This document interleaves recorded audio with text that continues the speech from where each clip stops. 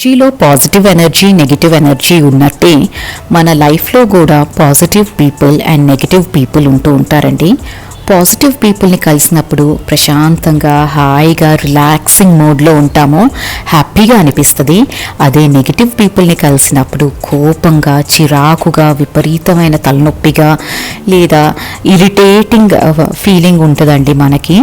ఇది కొందరు సూపర్స్టిషన్ అని కొట్టిపడేయచ్చు, కొందరు వైబ్రేషన్స్ అని యాక్సెప్ట్ చేయొచ్చు.